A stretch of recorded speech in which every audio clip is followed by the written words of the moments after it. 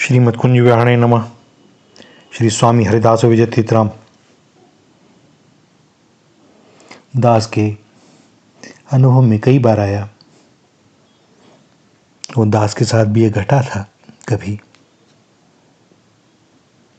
कि भगवान में जब थोड़ा बहुत मन लगने लगा, उनसे मिलने की आकांक्षा जागृत होने लगी, तब बहुधा हृदय में विचार आता कि मैं तो बड़ा पापी हूँ, जीवन भर कुछ ना कुछ पाप किया ही है। कोई ऐसा अवगुण नहीं जो मेरे भीतर ना हो। ऊपर से मैंने अपने को बड़ा सज्जन दिखाने का दिखावा किया, भक्त बनने का दिखावा किया। ऊपर से लोगों को बड़े सुने सुनाए उपदेश दिए भी, किंतु अपने आचरण में नहीं उतारे। लोगों को बताया, लेकिन वही पाप स्वयं करता रहा। अब उन कर्मों पर पछतावा तो है, कभी कभी भय भी होता है, हृदय से रोना भी आता है कि हे नाथ, अब मेरा उद्धार कैसे होगा। मुझ जैसे अधम अवगुणी पतित को अपनावेगा कौन। क्या मेरे लिए कोई उपाय है? क्या मैं भी आपकी कृपा प्राप्त कर सकता हूं? क्या मैं भी आपका प्रेम प्राप्त कर सकता हूं कभी? भैया, जब यह प्रश्न हृदय को उद्वेलित करने लगे तो इसका अर्थ है कि कृपा का अनुभव होना आरंभ हो गया है। क्योंकि कोई भी जीव के लिए भगवान की कृपा का द्वार कभी बंद होता नहीं। वह पतित पावन ही यदि पतित को नहीं अपनाएंगे तो कौन अपनाएगा। वे परम दयालु हैं। यह तो उनकी हम पर बड़ी कृपा है कि अब हम अपने पूर्व कर्मों पर पछतावा हो रहा है। हम भय से डरते हैं, अपने उद्धार के लिए रोना चाहते हैं और संतों से, रसिकों से प्रभु कृपा और प्रभु प्रेम की प्राप्ति करने का उपाय पूछ रहे हैं। उन्हीं की कृपा के कारण हमारे हृदय में यह वृत्ति उदित भी हुई है, अन्यथा होती नहीं। तो जिन्होंने हमारे मन की स्थिति ऐसी की है, वही कृपा और भी करेंगे, वही द्वार खोलेंगे। उनकी कृपा पर हमेशा विश्वास रखो। अपने मन में हम निश्चय रखें कि भगवान ऐसे परम दयालु हैं जो पापियों को अपनाते हैं। जैसे एक दुलार करने वाली माता अपने छोटे बच्चे की गंदगी अपने ही हाथों से साफ करती है और उसमें भी प्रेम का अनुभव करती है, वैसे ही भगवान अपने ही हाथों से हम जैसों के महापापों को नाश करके उन्हें अपने हृदय से लगा लेने योग्य पवित्र बना लेते हैं और बड़े प्रेम से हृदय से लगा लेते हैं। भगवान सर्वशक्तिमान हैं, सर्वेश्वर हैं। उनकी कृपा से हमारे समूल पापों का नाश हो जाएगा, उनकी भक्ति मिलेगी, उनकी सेवा का अधिकार भी मिल जाएगा। बस एक वे ही ऐसे हैं, वे ही मेरे परमाश्रय हैं, वे ही मेरे एकमात्र रक्षक हैं। उनके सिवा मुझे और कोई आश्रय है नहीं। इस प्रकार निश्चय करके भगवान के भजन में लग जाएं और हम पाएंगे कि देखते देखते हमारा कायाकल्प हो जाएगा। भगवत परिकरों के सानिध्य से, संतों रसिकों के सानिध्य से भैया हृदय में वह प्रेम का सुप्त स्रोता फूट उठेगा। ऐसा कौन है जिससे कोई पूर्व कर्म में या पूर्व जन्म में या भगवान में लगने से पूर्व कोई अपराध ना हुआ हो, पाप ना हुआ हो। भैया, यह तो होता ही आ रहा है। शुद्ध कौन है? यदि हम शुद्ध ही होते तो जन्म ही क्यों होता।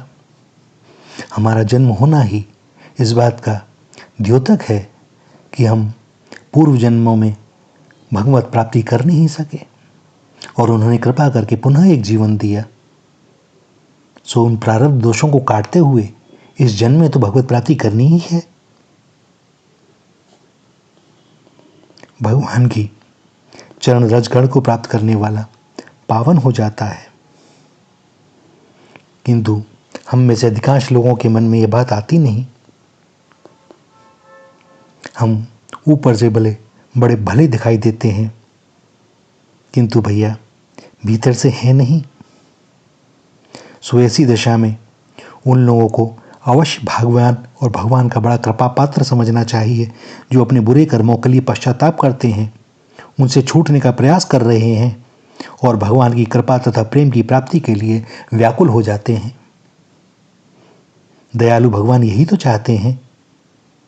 उनकी कृपा सुधा वृष्टि के लिए इतना ही तो पर्याप्त है कि पापों का सच्चा प्रायश्चित हृदय के पश्चाताप में है और भगवान की उस कातर प्रार्थना में है जिसमें अपनी विवशता का सच्चा हाल बतलाकर भगवान से कृपादान करने के लिए हृदय से क्रंदन किया जाता है। हम पश्चाताप करें, रोएं भगवान के सामने, क्षमा प्रार्थना करें। और सबसे महत्वपूर्ण बात यह है कि भगवान की कृपा पर विश्वास करें।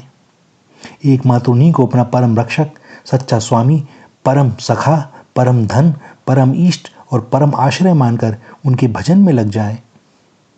जो बीत गई सो बात गई, अब उसको क्या याद करना। उसको स्मरण करने से यह समय यह भी नष्ट हो जाएगा। जो भले बुरे कर्म बन गए सो बन गए। अब जितनी आयु शेष है वह भगवान को हम सौंप दें। प्रत्येक श्वास में उनका नाम जपें, उनका पावन स्मरण करें, प्रत्येक कार्य उनकी पूजा के लिए करें और फिर वे अपने आप ही हमें अपना लेंगे। उनके यहाँ विलंब है नहीं। हमें दिखाई जो देता है वह सब हमारी ओर से है भैया, वो हमारी ओर से, उनकी ओर से नहीं है।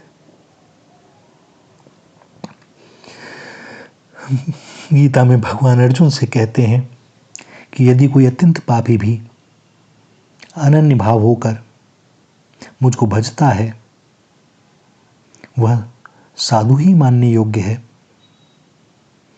और ऐसे निश्चय वाला वह शीघ्र ही धर्मात्मा बन जाता है और नित्य रहने वाली परम शांति को प्राप्त हो जाता है। हे अर्जुन, तू निश्चय पूर्वक सत्य समझ कि मेरा भक्त कभी नष्ट नहीं होता, अर्थात कल्याण के मार्ग से कभी गिरता नहीं। वह मेरी कृपा से सर्वथा निष्पाप बनकर और मेरे द्वारा सुरक्षित होकर शीघ्र ही मुझको प्राप्त हो जाता है। भैया, इस दास की आप सबसे यही प्रार्थना कि भगवान की इस अमर आश्वासन वाणी पर आप विश्वास करें और अपने को उनके श्री चरणों में डालकर निश्चिंत हो जाएं। यही परम साधन है जो बड़े से बड़े पापी का भी क्षणों में उद्धार कर देता है। भैया, केवल आसन पर बैठकर हाथ में माला लेकर जपने का नाम पूजा नहीं है, भजन नहीं है। सब समय उनकी स्मृति बनी रहे। जो भी कार्य करें वह भगवान की पूजा समझ करके करें, भगवान के निमित्त करें। किसी के फल की आकांक्षा ना हो, स्वार्थ की आकांक्षा ना हो, तो हमारे सारे कर्म पूजा बन जाएंगे। हम तनिक सा अपने जीवन को सुधारने की चेष्टा तो करें और फिर आप देखेंगे कि जिस सुख और आनंद को पाने के लिए हमने अपने इतनी आयु गंवा दी और इस संसार से कुछ मिला नहीं, अनुभव में आएगा कि हम जानते ही ना थे कि आनंद होता क्या है। भैया, आनंद तो तभी आवेगा जब परमानंद से मिलन होगा, क्योंकि आनंद की प्राप्ति परमानंद के द्वारा ही संभव है, इस संसार के द्वारा संभव है भी नहीं। वे देने को बैठे हैं, हम लेने को तैयार नहीं। भूल हमारी है, जितनी जल्दी सुधर जाए सो अच्छा, क्योंकि श्वास श्वास में नाम रट, वृथा श्वास मत खोए, क्या जाने या श्वास को आवन होए न होए। हम नहीं जानते अगला क्षण हमारे हाथ में है कि नहीं। तो भैया, यह जो क्षण निकल रहा है इसे न जाने दो, पकड़ लो इसे, भगवत स्मृति के बंधन में बांध दो श्री राधा श्री राधा श्री राधा।